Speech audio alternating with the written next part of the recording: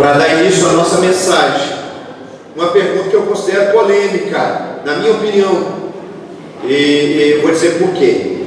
A pergunta é muito simples: é fanatismo se dedicar tanto ao reino de Deus a ponto de esquecer as suas necessidades pessoais, ou deixar as suas necessidades pessoais em segundo plano?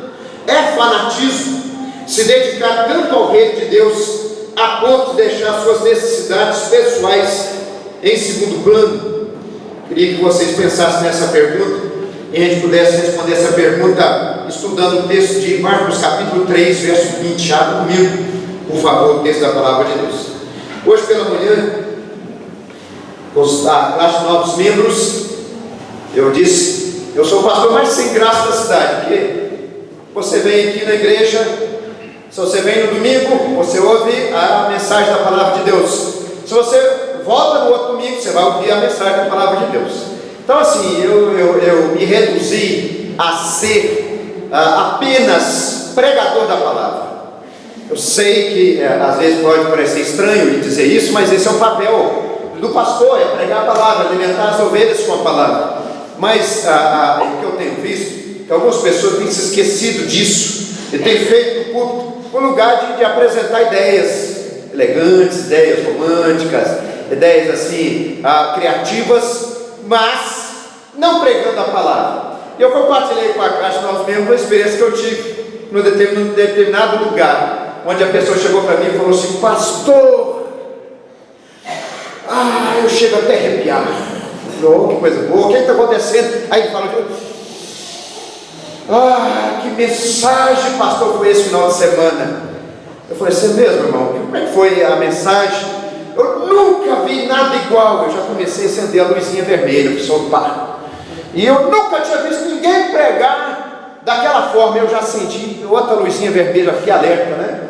E a pessoa disse o seguinte: o pastor pregou que teve lá um palestrante, o preletor especial pregou sobre as 4 fases da lua. E eu falei: meu Jesus, de onde esse homem tirou isso? Aí comecei a imaginar: meu Deus, como é que seria uma mensagem, as 4 fases da lua? Primeira fase, a fase minguante, aquela fase que a sua vida está dando tudo errado. Você está minguante, meu irmão, e você tem que aprender nessa fase minguante glorificar a Deus. Não pode ser assim. Fase da lua cheia, é quando nós estamos acima do peso.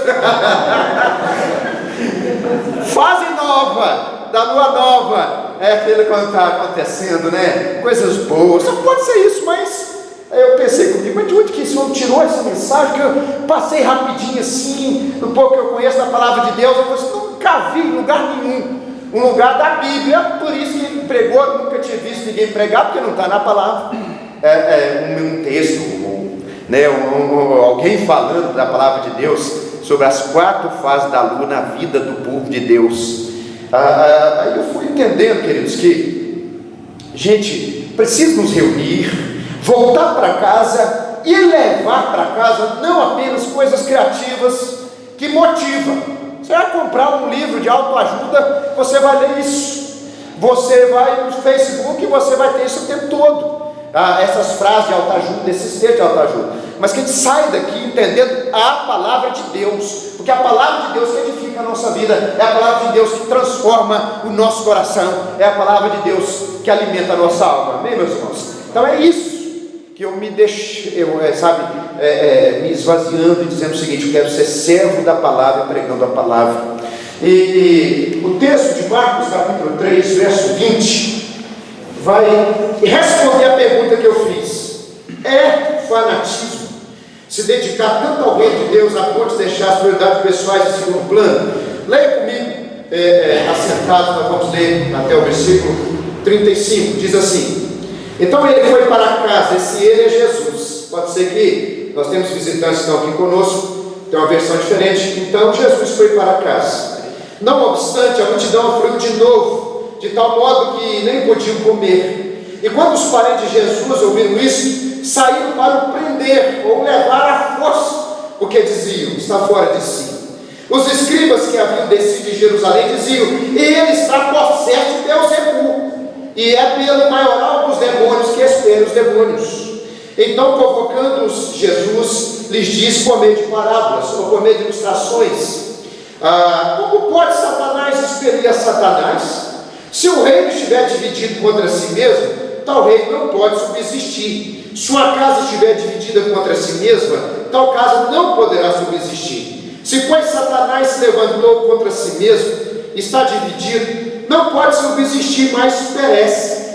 Ninguém pode entrar na casa do valente para roubar-lhe os bens, sem primeiro amarrá-lo, e só então lhe saqueará a casa. Em verdade vos digo que tudo será perdoado aos filhos dos homens, os pecados e as blasfêmias que proferirem, mas aquele que blasfemar contra o Espírito Santo não tem perdão para sempre, visto que é réu de pecado eterno. Isso porque dizia: está possesso de um espírito imundo. Nisto, ou seja, continua, na nossa versão tem um subtítulo, né, um subtítulo, mas na língua original não tem essa divisão.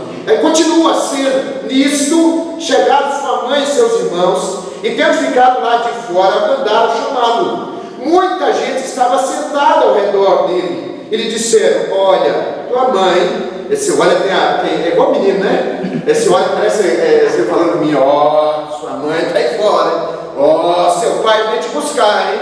Ó, eles estão dizendo, alertando Jesus: olha, tua mãe e teus irmãos e irmãs estão lá fora à tua procura. Então eles responderam dizendo: quem é minha mãe e meus irmãos? E correndo olhar pelos que estavam assentados ao redor, disse: eis minha mãe e meus irmãos. Portanto, qualquer que fizer a vontade de Deus, esse é meu irmão e irmã e mãe. Irmãos, vamos ler juntos o verso 20 na sua Bíblia, por favor.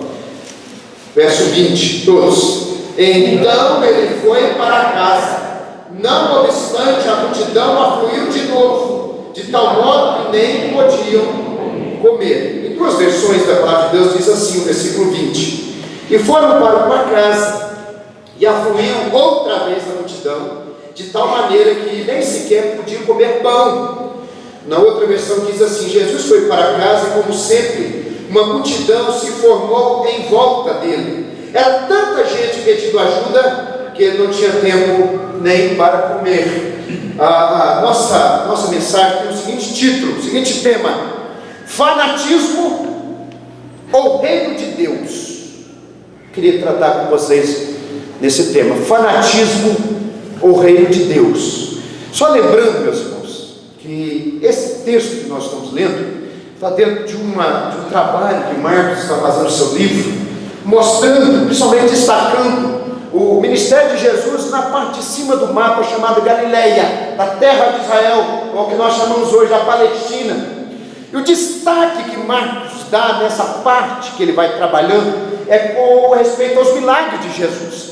Ele mostra e dá ênfase a esses milagres. Começa no capítulo 1, lá no versículo 21, 22, versículo 27, vai falando do primeiro milagre onde Jesus expulsa um demônio. E através desses muitos milagres que Marcos vai mostrando, ele está afirmando que Jesus de Nazaré é na verdade o ungido de Deus, aquele que traria o reino de Deus a esse mundo. E esses milagres que Jesus foi operando atraiu gente. Primeiras pessoas que Jesus atraiu está no capítulo 2, versículo 5, versículo 6, versículo 7, foram seus inimigos. Gente que se dispôs a contradizer Jesus, e como eles não conseguiram minar a autoridade de Jesus, eles decidiram então matar Jesus. No capítulo 3, versículo 6, você vai ler sobre isso. Eles decidiram matar a Jesus. Mas esse ministério poderoso, cheio de milagres e de obras maravilhosas e grandiosas e maravilhas, atraiu também gente necessitada, principalmente gente enferma e gente possessa de demônios. E destaca no capítulo 3, versículo 7 ao versículo 12, essa multidão que vinha atrás de Jesus, a tal ponto de gente voar mesmo, pular em Jesus, nos braços de Jesus, para tocar Jesus e ser curado das suas enfermidades. Com isso, Jesus vê essa multidão, esse monte de gente chegando. Ele chama os discípulos. No capítulo 3, no versículo 13, até o verso 19, Jesus chama 12 discípulos e delega a esses discípulos uma autoridade especial, de serem os representantes de Jesus, os apóstolos. Esses homens tinham que acompanhar Jesus, conviver com Jesus, e Jesus daria a eles poder e autoridade para fazer entre aquele povo os mesmos milagres, as mesmas maravilhas que Jesus estava fazendo. Ou seja, Jesus era poderoso, mas não faria tudo sozinho. Ele faria através de outras pessoas, começando com os apóstolos, depois os discípulos que formaram a igreja, e chega até nós hoje da mesma forma. Jesus estende o reino de Deus através de pessoas que Ele usa para que outras sejam curadas, salvas, saradas, libertas, abençoadas, o coração renovado pelo Senhor Jesus através da nossa vida, tocados pelo Senhor Jesus através da nossa vida.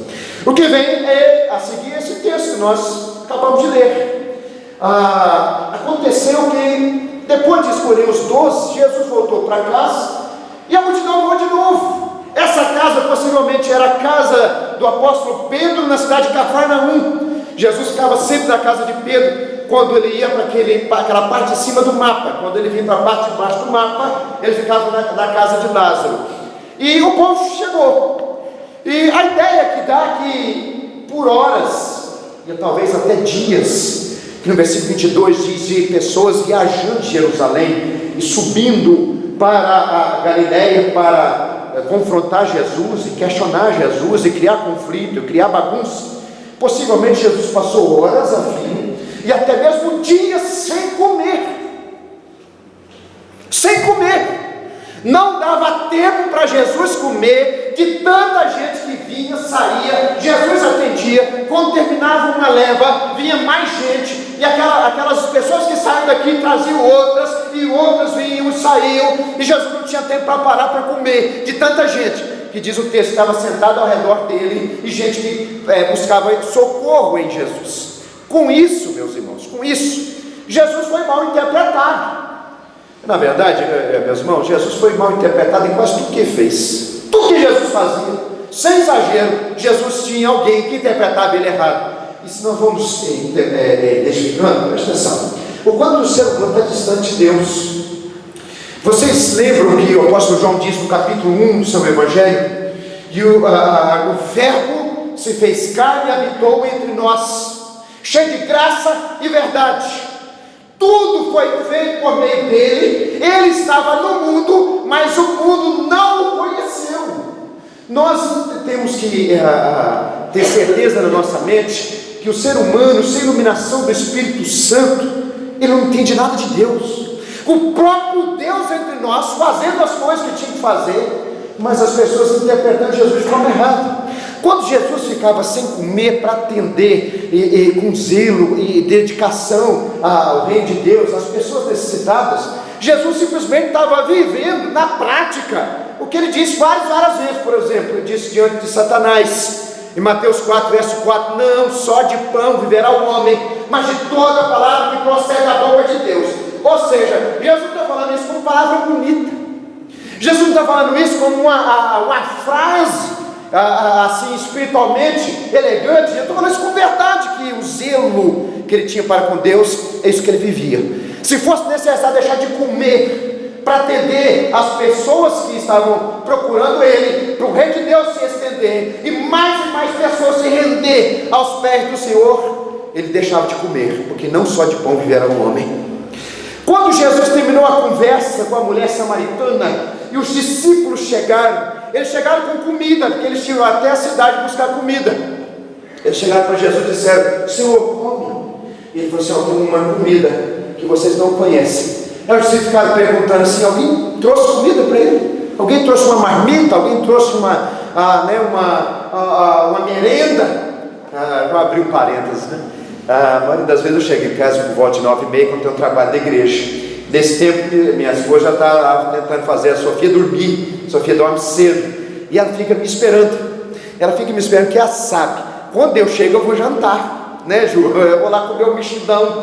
E às vezes eu saio daqui, eu já saio assim, doido para comer, porque minha pressão está baixando, né? Aí o pessoal fala assim, pastor, é fresco, fica lá com a pressão baixa, tem que sair correndo para comer. Aí eu chego, assim, a primeira coisa que eu faço quando eu chego fora de casa, dar uma olhadinha no meu ninho, né? Aí eu chego assim, vou dar uma olhadinha, aí tá lá, amanhã tentando fazer a Sofia dormir, depois nós vamos dormir lá na nossa cama. Aí eu chego e olho, aí a Sofia só faz assim, chegou o papai, né? Aí ela chega, desperta, eu vou esquentar a comida, muitas vezes eu sento, vou dar um beijinho, faço de tudo para ela despertar, mas ela vira para mim e fala assim, papai, papá, papai, papá. E ela faz a boquinha dela comigo, depois deita, esparrama lá na cama e dorme, faz a boquinha. Hoje assim chegaram e olharam assim, alguém trouxe uma merenda para Jesus, porque não deu tempo, nós chegamos, alguém trouxe, que não está querendo comer. Aí Jesus responde o seguinte, a minha comida consiste em fazer a vontade daquele que me enviou. Quando Jesus deixava de comer para atender às necessidades e para se dedicar com zelo e com fervor ao reino de Deus, ele está mostrando na prática que isso que ele dizia era verdade na vida dele. Não era uma frase bonita, não era frase elegante, era verdade. Se fosse necessário deixar as prioridades da vida pessoal dele em segundo plano para atender a obra de Deus, ele deixava. Quando Jesus multiplicou os 5 pães e 2 peixes, logo a multidão veio atrás dele. E Jesus olha para aquela multidão e fala assim, vocês estão me seguindo, não porque viram sinais, e esses sinais fizeram você ter fé em mim. Vocês estão me seguindo porque encheram a barriga, empaturraram de comida. Aí Jesus fala, trabalhai não pela comida que perece, que é aquilo que só você joga na lavagem e estraga. Trabalhai pela comida que dura por toda a eternidade, a qual o Filho do Homem lhe dará. Ou seja, tenha zelo, tenha fervor por aquilo que é de Deus.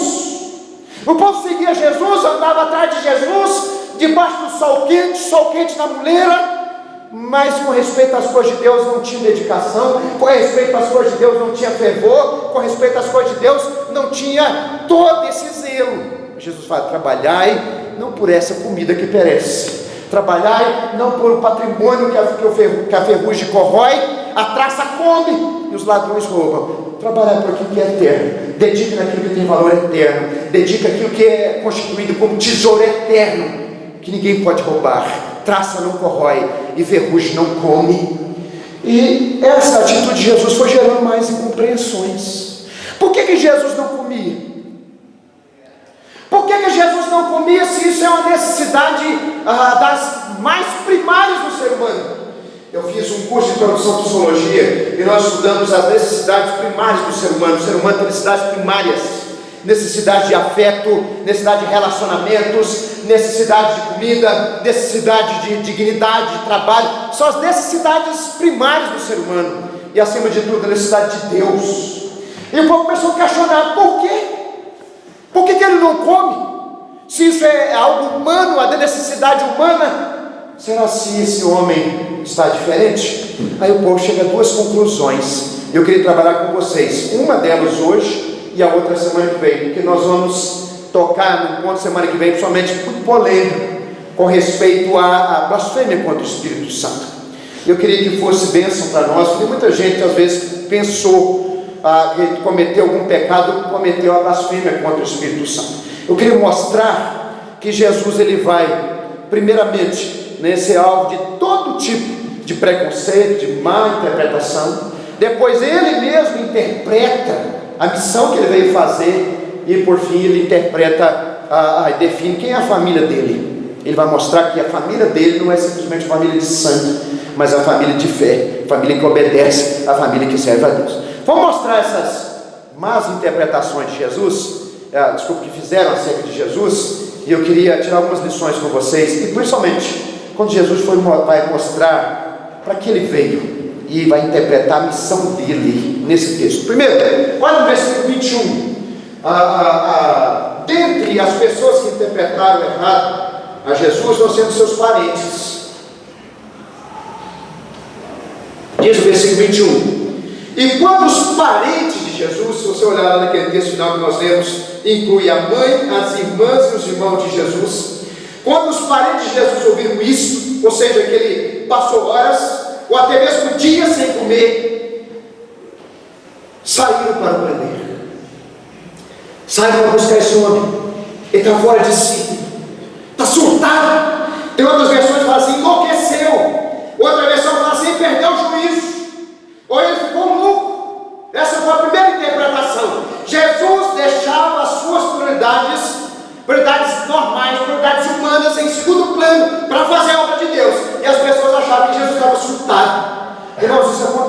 não era o caso de Jesus. Eu lembro de um colega de seminário, foi contemporâneo meu, era calor quando eu cheguei, quando eu estava no segundo ano, ele chegou no primeiro ano, era turma de calor quando eu estava no segundo ano.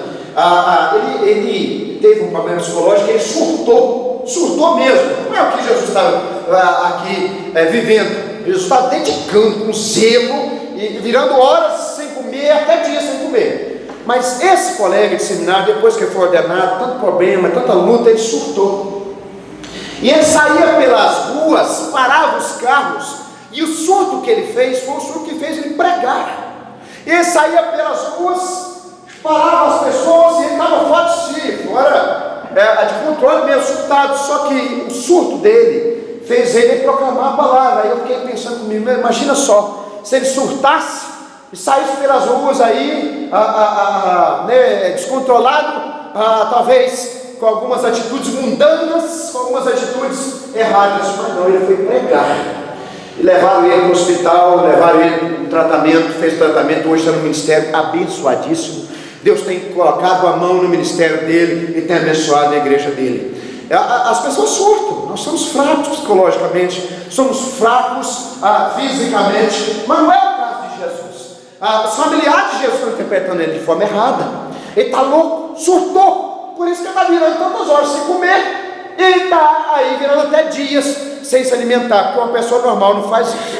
O caso de Jesus era que ele era normal, ser humano como nós, mas ele sabia que a prioridade era Deus. Ele não abria mão da sua prioridade, não abria mão do seu compromisso em priorizar o reino de Deus. Agora tem um detalhe que eu queria falar com vocês. Naquele mundo antigo, até hoje mesmo eu vi isso, hoje de manhã, pastor, olha uma pessoa, as pessoas estão julgando que essa pessoa tem demônio.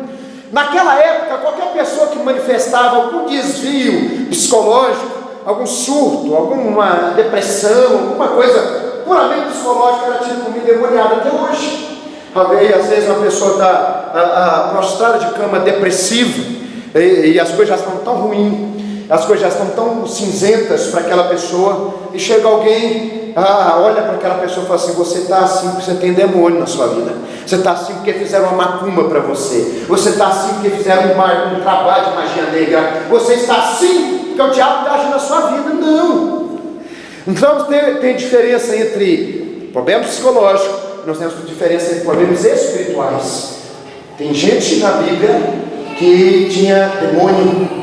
Isso não quer dizer que ele estava com problema psicológico, porque ele estava no processo. O demônio agia na vida dessa pessoa espiritualmente e deixava essa pessoa descontrolada, como aquele demoniado gadareno, que se cortava, avançava nos outros e vivia nos cemitérios. Agora nós temos relato na Bíblia, por exemplo, de Elias, depois de enfrentar a rainha Jezabel, os profetas de Baal, ele se retirou e foi tomado de uma tristeza, de uma profunda tristeza. E olha que interessante, sempre depois de uma grande vitória, os homens e mulheres de Deus muitas vezes passam por grandes lutas. E se nós não guardarmos o nosso coração, pode ser que a gente caia em alguma tristeza, em alguma crise depressiva. Foi assim com Elias. Elias derrotou os profetas de Baal, peitou a rainha. Quando ele recebeu essa grande vitória da parte de Deus, Deus se interviu, Deus mandou fogo do céu, Deus respondeu a oração de Elias, Deus envergonhou o inimigo. Elias se retira e foi tomado de uma profunda tristeza, a tal ponto de pedir a morte para si. Você tem crise depressiva, isso não é demônio. Elias era um homem de Deus, Elias era um homem cheio do Espírito Santo, mas diz o texto de Tiago, sujeito aos mesmos sentimentos, às mesmas crises do que qualquer um de nós. Talvez você está aqui hoje à noite, está com o seu coração assim. Você precisa colocar sua vida diante de Deus, você precisa abrir seu coração, porque toda a cura procede do Senhor, mas você precisa buscar tratamento para a sua vida, mas começando em Deus, depois reforçando com aquilo que nós podemos reforçar. Crise depressiva é uma coisa, a depressão quando se instala é outra. Agora, problema psicológico, loucura, surto, é outro totalmente diferente. A família de Jesus interpretou ela errado, mas a interpretação ainda até mais ou menos. O que veio depois foi pior. Olha o versículo 22, olha que interessante. Verso 22, eu queria que você fizesse um exercício comigo, eu queria que você marcasse esse texto aqui que nós estamos pregando, depois você caminhasse comigo alguns textos. Verso 22, desceram escribas de Jerusalém. Esses escribas, queridos irmãos, esses escribas de Jerusalém, eles foram enviados, que nós chamamos de uma comissão especial para investigar, uma espécie de CPI. Quando um escriba descia de Jerusalém, Jerusalém era o lugar do templo, Jerusalém era o lugar onde o templo e onde o culto acontecia, é porque esses homens foram enviados pelo Sinédrio, foram enviados pelo Conselho dos Judeus, eles foram enviados para investigar Jesus. Chegando e vendo Jesus, horas a fio, expulsa demônio, faz milagre, expulsa demônio, prega a palavra, faz milagre, e o homem não come. Vira as horas, vira dias, faz milagres, prega a palavra, expulsa demônios, e o homem não come. Ele chega à seguinte conclusão: ele está possesso de Beelzebul, ele está possesso de demônios, e é por isso que ele consegue expelir ou expulsar os demônios menorzinhos, os demôniozinhos aí de terceira categoria, porque o chefão maioral dos demônios está usando esse homem. Isso tem uma maldade, sabe por quê? Presta atenção. Até hoje nós às vezes pensamos assim. Naquela época, muito mais, quando levantava-se um pregador, um mestre, um profeta, e essas pessoas viam que a mensagem desse profeta era uma mensagem falsa, logo eles ligavam: esse homem está sendo levantado pelo diabo, esse homem está sendo usado pelo inimigo para enganar o povo de Deus. Não era o caso de Jesus. Jesus não pregava coisa errada, Jesus não pregava falsa profecia, Jesus não ensinava heresias, Jesus ensinava a verdade. Mas o povo estava com uma mente tão cega, o coração tão endurecido, que eles falaram assim: é um instrumento do diabo, o diabo está usando esse homem, é do diabo isso que ele está falando, é por isso que esse homem vira horas e horas sem comer, porque ele não precisa de comer, o diabo está sustentando ele.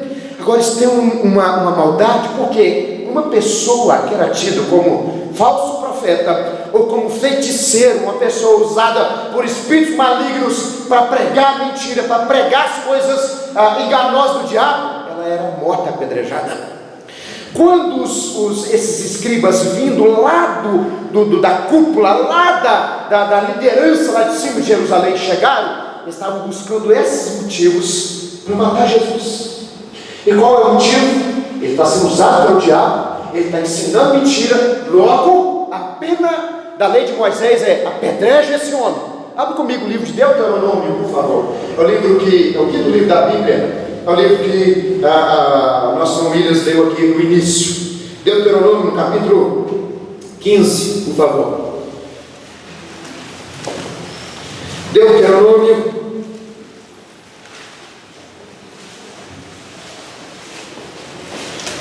capítulo 15. Desculpa, capítulo 13, verso 2. Verso 5, capítulo 13, verso 5. Deuteronômio 13, verso 5. Olha que interessante. Diz o texto. Eles estão baseados nesses versículos. Eles estão acusando a Jesus de estar sendo usado por Satanás, porque um falso profeta era apedrejado se ele fosse comprovado como um falso profeta. E se eles vieram de lá, uma comissão autorizada pelo Conselho dos Judeus para investigar Jesus, é exatamente o que eles estão fazendo. Verso 5: esse profeta, o sonhador, será morto, pois pregou rebeldia contra o Senhor, vosso Deus, que vos tirou da terra do Egito e vos resgatou da casa da servidão, para vos apartar do caminho que vos ordenou o Senhor vosso Deus, para andardes nele. Assim eliminarás o mal do meio de ti. Eles estão levantando provas para matar a Jesus. Capítulo 18, verso 20, por favor. Capítulo 18, Deuteronômio, verso 20. Outro texto que eles estão baseados para poder incriminar Jesus. Irmãos, é um negócio assim. Esse é o contexto que nós chamamos a blasfêmia contra o Espírito Santo, que eu queria falar domingo que vem. É um negócio que nós achamos assim absurdo. Olhar para Jesus e achar que Jesus estava possesso de demônio. Jesus foi chamado de demoniado, e mais, Jesus foi chamado de servo de Satanás. Porque se Satanás estava nele, e ele estava fazendo tudo que ele estava fazendo com o meio de Satanás, ele era servo de Satanás. Nós achamos absurdo, mas é isso que mostra o quanto, com a pessoa sem entendimento espiritual das coisas acerca de Deus, ele pode se desviar tanto, a tal ponto de atribuir a Jesus um negócio tão baixo e tão diabólico como ser servo de Satanás. Olha o capítulo 18, verso 20. Diz o texto: porém o profeta que presumir de falar alguma palavra em meu nome, que eu não lhe mandei falar, ou que falar em nome de outros deuses, vamos ler juntos o finalzinho do versículo? Todos. Esse profeta será morto. Volta lá para o texto agora de Marcos capítulo 3. O que eles estão fazendo é juntando provas e fazendo isso para o propósito de matar a Jesus. Na cabeça deles, tão cegos espiritualmente eles estavam, que Jesus era usado por Satanás, Jesus era servo de Satanás, então ele era falso profeta e ele precisava ser apedrejado para pôr um fim no ministério dele. Olha só aonde chega a cegueira de uma pessoa sem Deus. Olhar para Jesus e achar que ele está surtado, simplesmente porque está priorizando a obra de Deus e o reino de Deus acima das suas necessidades pessoais. Segundo, achar que Jesus está sendo usado por Satanás ao fazer aqueles milagres. Beelzebul era o nome dado por judeus a Satanás, o maioral dos demônios, o líder dos demônios. A palavra Beelzebul aí significa, primeiramente, senhor das moscas. Mas nesse texto ele tem uma leve mudança que faz Beelzebul significar o senhor da casa. Senhor da mosca quer dizer de sujeira, ou seja, Satanás é o agente de toda imundície, de toda sujeira. Onde tem mosca, tem coisa podre. Onde tem mosca, tem sujeira. Se Satanás é chamado de Beelzebul, porque ele é o senhor da sujeira, é o senhor de toda imundície que esse mundo tem. É o pai, não apenas da mentira, mas o pai de toda a podridão que esse mundo produz, vem de Satanás. Mas nesse texto, a ideia é de ser senhor da casa. Quem é senhor da casa é aquela pessoa que tem a chave. Quem tem chave é porque tem domínio. Quando você tem chave da sua casa é porque você que tem domínio da sua casa, você que tem a autoridade da sua casa. Quando Satanás é chamado de Beelzebul, é porque está atribuindo a ele um domínio, uma casa onde ele tem as chaves e alguém precisa entrar nessa casa para liberar e para tirar e soltar as pessoas que estão nessa casa, libertar as pessoas que estão nessa casa. Aí Jesus começa a responder essas acusações que ele recebe, e ele faz três coisas. Primeiro, ele explica. Segundo, ele revela. E terceiro, ele faz um alerta. Primeiro, ele explica que Satanás não restaura aquilo que ele destruiu. Depois ele revela o que está acontecendo. Na verdade, não é que o diabo está fazendo alguma coisa, pelo contrário, é que Jesus estava saqueando o reino de Satanás. E terceiro, ele faz um alerta. Ele diz o seguinte: cuidado, porque vocês estão ao ponto de cometer um pecado sem perdão, que é a blasfêmia contra o Espírito Santo. Olha comigo agora no versículo 23. Jesus vai explicar. Uma coisa que ele explica é o seguinte: que o diabo não restaura aquilo que ele mesmo destruiu. Ele estava acusando Jesus de estar sendo usado por Satanás para libertar pessoas, para curar pessoas. No texto lá de Mateus fala que uma pessoa foi liberta, e isso deu essa muvuca toda, esse alvoroço todo. Deus está dizendo que ele estava fazendo aquilo porque Satanás estava agindo nele. Diz o versículo 23: então, convocando Jesus, chamando a perto dele, lhe diz por meio de parábolas: como pode Satanás expelir Satanás? Se o reino estiver dividido contra si mesmo, tal reino não pode subsistir. Ou seja, Satanás nunca vai se levantar contra o império dele. Satanás vai fazer de tudo para que as obras que ele faz progridam, não que sejam derrotadas. Se uma casa estiver dividida contra si mesma, tal casa não pode subsistir. Jesus está falando o seguinte: qualquer família que se levanta contra si mesma vai cair, vai ser derrotada. Qualquer família que levanta contra si mesma vai perder. Satanás nunca vai levantar contra si mesmo. Satanás nunca vai se levantar contra aquilo que ele fez de destruição na vida de alguém. Olha o versículo 26. Se, pois, Satanás se levantou contra si mesmo, está dividido, não pode subsistir, mas perece. Que Jesus está dizendo o seguinte: o pensamento de vocês não tem lógica, o pensamento de vocês é irracional, não tem lógica, porque nem mesmo Satanás. Irmãos, eu queria fazer aqui um parênteses. A única casa que se levanta contra ela mesma, sabe como é que chama? Igreja. A única casa que levanta contra ela mesma é a igreja, porque muitas vezes nós estamos aqui não contribuindo para que o reino de Deus avance. Nós estamos aqui lutando um contra os outros, boicotando o trabalho uns dos outros, boicotando a liderança uns dos outros, nas sociedades internas, nas outras autarquias de liderança. A única casa, isso não acontece nem mesmo no inferno, nem mesmo no exército de Satanás acontece isso. Eles estão unidos com um propósito, e o propósito deles é destruir. Eles não vão se levantar contra o outro, eles não vão se desunir. Agora, falta de união acontece na igreja. Sabe por quê? Porque nós não entendemos um princípio que até Satanás entende: que quem está unido, quem está junto, quem está agarrado com o outro, e junto nós somos mais fortes, junto nós somos melhores, e junto nós podemos mais. Isso é um princípio que o próprio Satanás entende e o próprio Satanás pratica. E muitas vezes a igreja demora tanto para entender, e a igreja demora tanto para praticar. Vou repetir: junto nós somos melhores, junto nós somos mais fortes, e juntos nós podemos mais, nós alcançamos mais longe. Jesus está dizendo: Satanás não destrói aquilo que ele mesmo, Satanás não renova aquilo que ele mesmo destruiu. Satanás não faz nada contra ele, Satanás não se divide, Satanás não levanta-se contra o que ele estragou. Pelo contrário, o que ele quer mais é estragar, o que ele quer mais é destruir, o que ele mais quer é matar. Abre o texto de Apocalipse capítulo 19 comigo, por favor. Satanás é chamado no livro de Apocalipse do rei dos demônios. Apocalipse 9, verso 11, não 19, tá, meus irmãos? Capítulo 9, verso 11.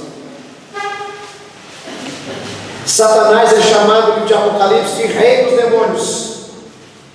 E ele tem um único objetivo: destruir.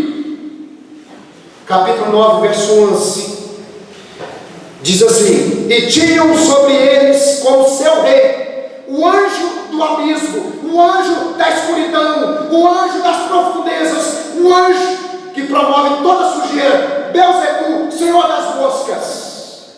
O anjo da sujeira, o anjo do abismo, cujo nome em hebraico é Abaddon e em grego é Apolion. São duas palavras, primeiro em hebraico Abaddon, segundo em grego Apolion. Essas duas palavras quer dizer destruição e quer dizer destruidor. Em outras palavras, o propósito de Satanás é destruir, o propósito de Satanás não é unir, o propósito de Satanás não é juntar forças para que alguma coisa boa aconteça. Nada pode vir de bom do diabo. Pelo contrário, às vezes ele engana, ele ilude, ele seduz, mas o propósito dele é levar a pessoa à destruição.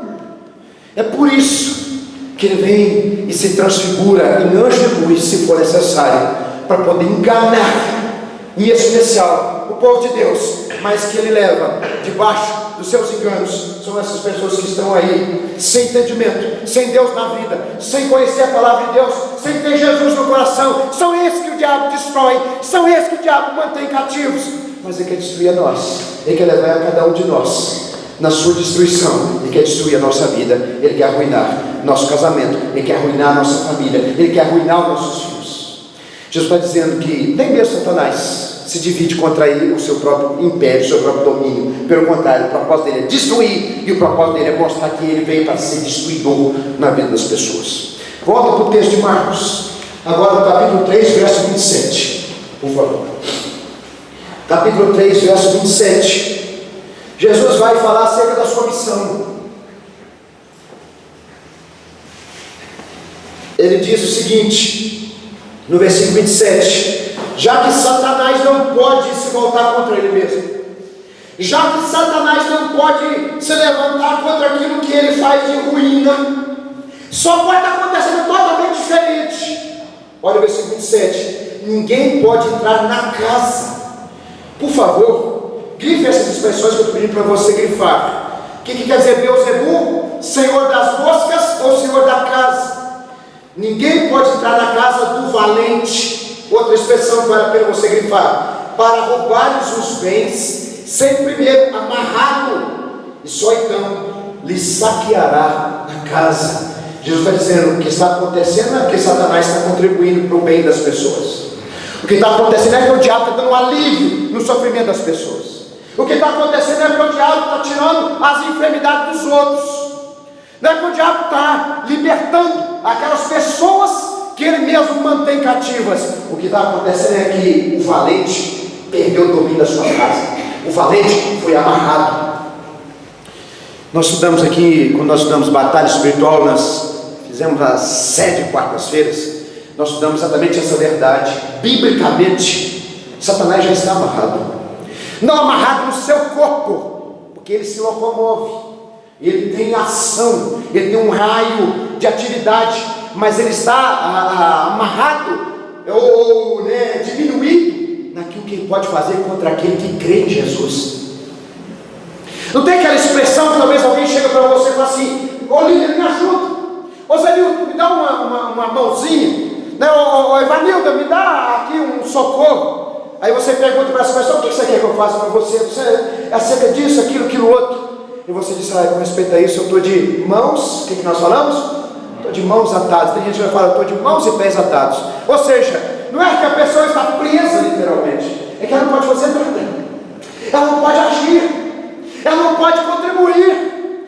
Quando nós dizemos acerca de Satanás, Jesus diz: o que está acontecendo é que a casa, o império do diabo está sendo saqueado, o valente foi amarrado, e essas pessoas que estão sendo libertas, essas pessoas estão sendo curadas, é porque o valente que mantinha essas pessoas escravas foi amarrado, e agora ele está sendo saqueado. As pessoas que estavam reféns dentro dessa casa, dentro do império das trevas, estão sendo libertas. O que está acontecendo é que aquele que crê em mim, e aquele que recebe o meu poder nessa pessoa, Satanás já não pode fazer mais nada. Está de mãos e pés atados. Ele está amarrado, porque a fé no poder de Deus é que provoca os grandes milagres e as grandes bênçãos na nossa vida. Quando você crê em Jesus, e quando o poder de Jesus se manifesta na sua vida por meio dessa fé que você tem em Jesus, no Jesus verdadeiro, no Jesus do Novo Testamento, Satanás perde o poder sobre a sua vida, Satanás perde o poder sobre você. Ele não pode mais te dominar, ele vai tentar de todas as formas te prender de novo, te enganar, te iludir. Mas se Jesus está em você, Jesus é chamado mais valente. Ele põe para fora o valente e coloca ali não aquela sujeira do diabo. Ele vai tirar aquela sujeira do diabo e vai colocar na sua vida coisas novas, porque ele vai fazer de você uma nova criatura. Oh meu Deus, nós precisamos entender isso, povo de Deus. Nós precisamos entender isso definitivamente.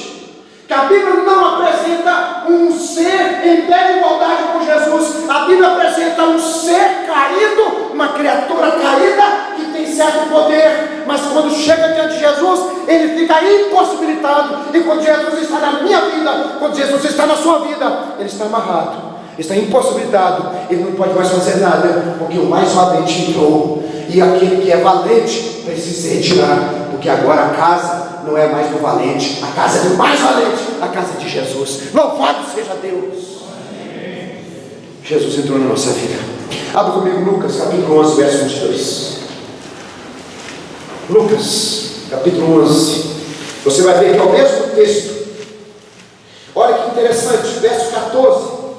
Lucas 11, verso 14. Por favor. A casa é o domínio do valente. Valente é a figura de Satanás. Chegou o mais valente nessa casa e amarrou a Satanás, porque Jesus é muito superior desde a vida de Jesus. E quando Jesus se tornou o rei de Deus, a casa do valente tem sido desvaziada. Eu saí de lá no ano 2002 e nunca quero mais voltar para a senzala da escravidão. Eu quero andar no reino de Deus. Eu quero ser servo no reino de Deus, porque servo no reino de Deus é livre. Servo na senzala de Satanás é escravo. Diz o versículo 14: de outra feita, é o mesmo texto, tá, gente? O mesmo texto agora por Lucas, que era médico. De outra feita estava Jesus expelindo um demônio que era mudo, e aconteceu que ao sair o demônio, o mudo passou a falar e as multidões se admiravam. No texto de Mateus fala que eles começaram a perguntar: não seria esse o ungido de Deus? Não seria esse o Messias, o filho de Davi? Aí o versículo 15: mas alguns dentre eles diziam, alguns dentre eles aqueles que saíram de Jerusalém para investigar Jesus, ora, eles pedem os demônios pelo poder de Beelzebul, o maioral dos demônios. Mesmo texto. Agora tem um detalhe que Marcos não tem, verso 22. Vamos ler juntos? Queria pedir a vocês só ler com um pouco mais de vigor esse texto do verso 22, todos. Sobrevindo, porém, o mais valente do que ele, vence-o, tira-lhe a armadura em que confiava e lhe divide os despojos. O versículo 21 fala do valente que vigia a sua casa, mantém os seus reféns, mantém os seus bens sob o seu domínio. Deus também quer dizer o Senhor da casa, aquele que tem um domínio sobre esse mundo e as coisas desse mundo. Mas sobreveio o mais valente, sobreveio um que não apenas ruge como leão, mas um que é o leão da tribo de Judá.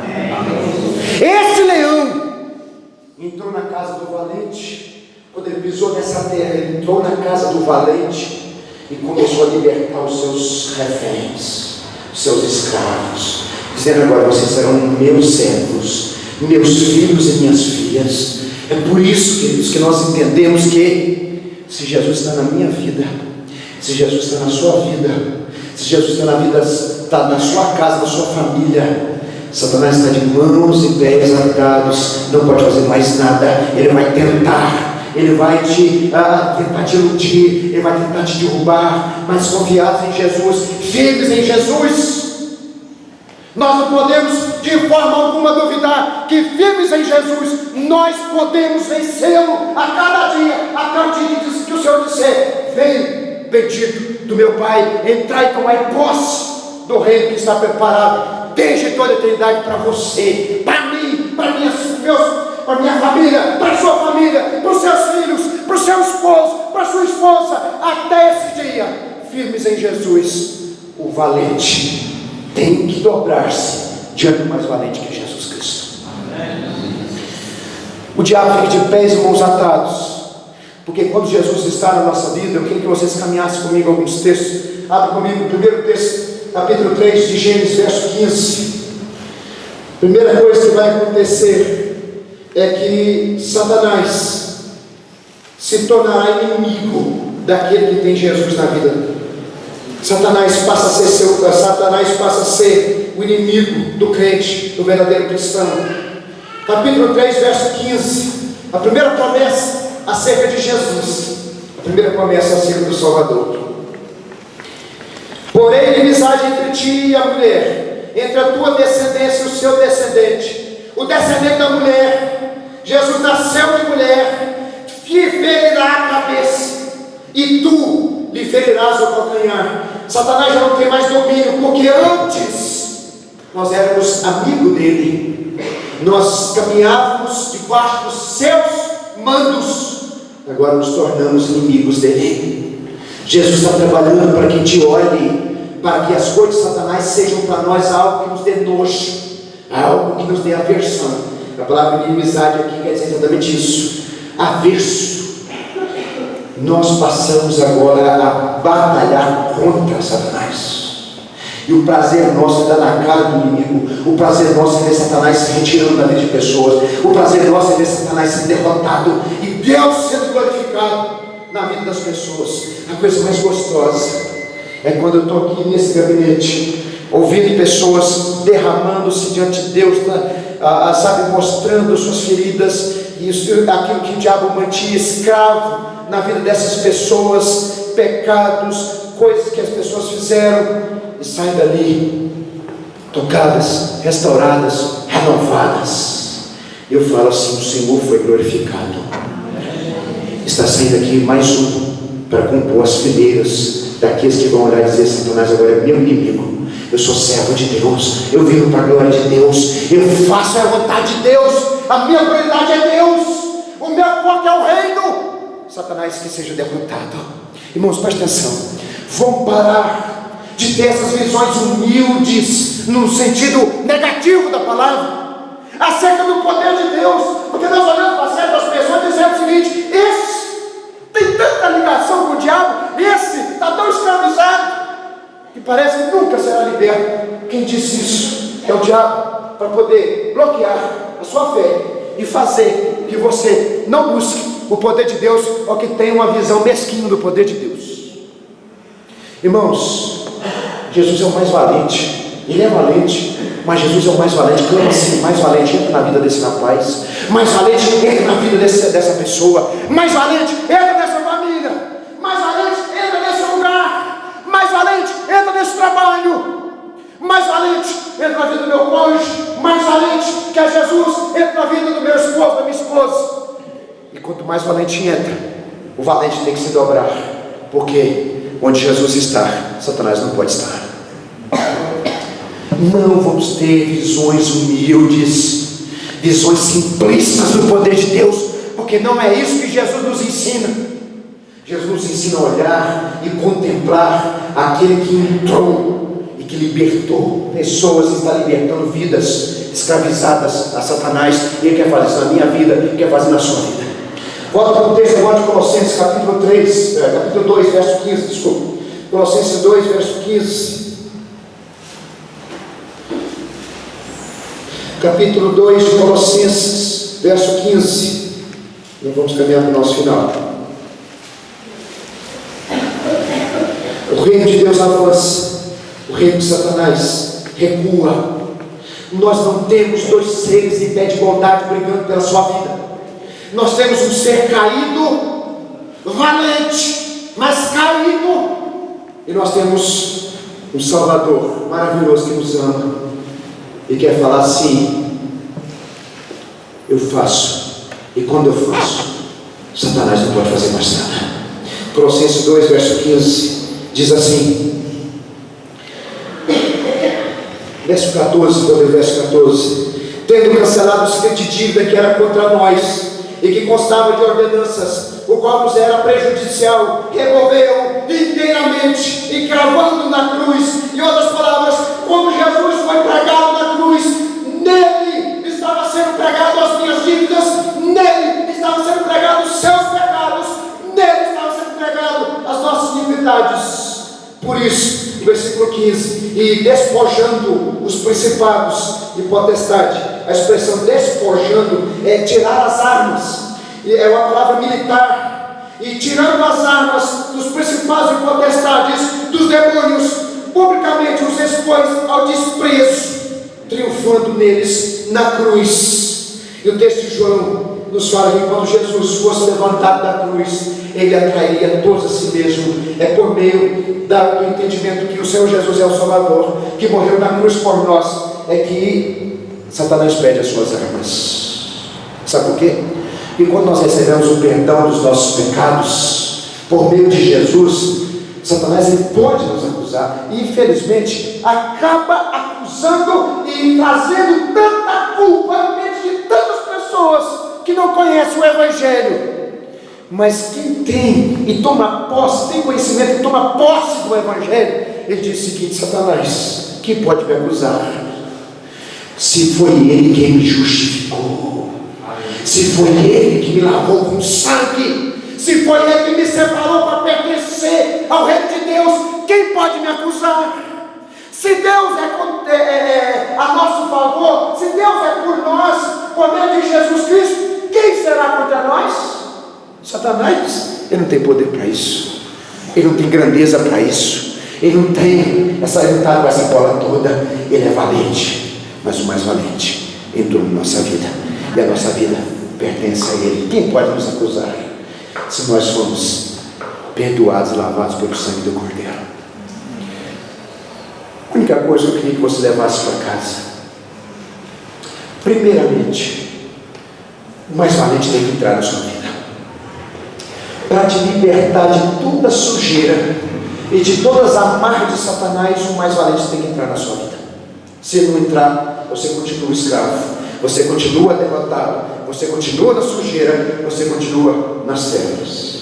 Em segundo, a nós que já sabemos e temos fé e temos convicção que o valente já saiu da nossa vida, que nós agora pertencemos a Jesus, o mais valente agora governa, o leão da tribo de Judá está em mim.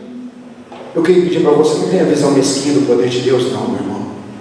Olha, esses dias eu estava voltando para casa, eu fui confrontado, voltando para casa, em 2 lugares que eu passei. Primeiro aqui em frente à Polícia Federal, vocês sabem que fica ali garotos de programa, travestis, parando ali os carros, os caminhões para fazer programa. A outra é lá na saída lá do Córrego dos Carangolas, parece que tem umas meninas muito novas ali, eu olho assim, parece que são crianças, às vezes até crianças envolvidas em prostituição.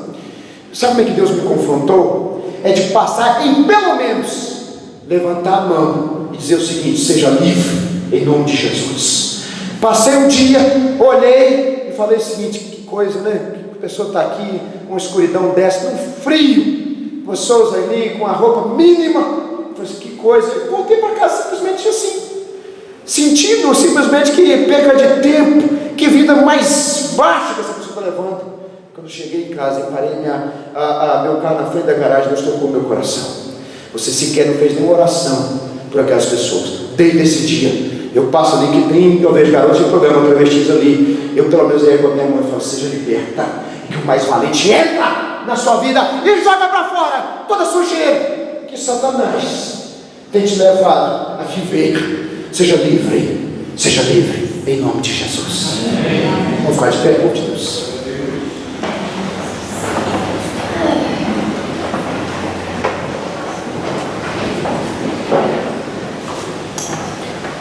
Seja livre em nome de Jesus.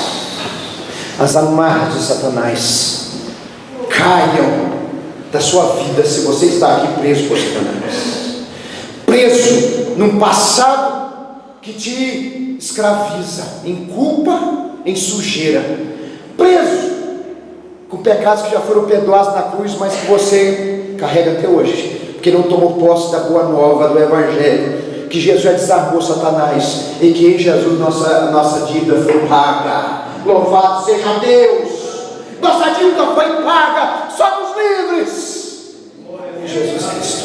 Seja livre e que Deus te liberte, e que, Senhor, meu Deus e Pai, se alguém aqui essa noite escravo do valente, por qualquer que seja o motivo, que o Senhor repreenda em nome de Jesus, porque ele já está atado, ele já está amarrado, porque quem crê em Jesus, Satanás já não tem mais o que fazer. Quem crê em Jesus, Satanás já não pode mais manter preso, manter cativo. Ora, meu Deus, por irmãos e irmãs que estão aqui, que já são de Jesus, que já pertencem ao mais valente, mas que tem uma fé tão mesquinha, que tem uma visão tão pequena do poder de Deus. Ó Senhor, enche o coração de fervor. Ó Senhor, enche o coração do Espírito Santo.